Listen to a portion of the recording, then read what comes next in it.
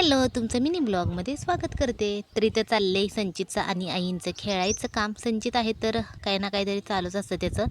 नंतर पाणी कसं सकाळी पण येतं, दुपारी पण येतं. मग पाणी आलं की संचित सगळीकडे पाणी असा मारत होता. पाईप त्याच्या हातात दिली होती आणि पाण्यात खेळायचं म्हणलं की काय लहान मुलांना निमित्तच लागतं. संचितला पण पाण्यात खेळायला असं आवडतं. नंतर दुपारच्या वेळेस आम्हाला घ्यायचे होते फिश आणि इथं असं आपण फोन केलं की मग ते घरी आणून देतात फिश आणि ते सगळं साफ वगैरे करून देतात. सगळं साहित्य जे काय साफ करायचं आहे तर ते बरोबरच असतं त्यांच्या आणि जसं पाहिजे जेवढा आकार पाहिजे आपल्याला फिशचा तर तशा पद्धतीने ते कट करून देतात.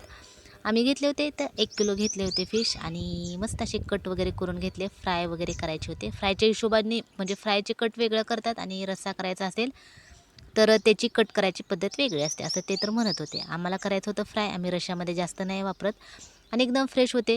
नाहीतर बाकीच्या ठिकाणी असं रक्त वगैरे येत नसतं आणि इथं बघू शकता एकदम फ्रेश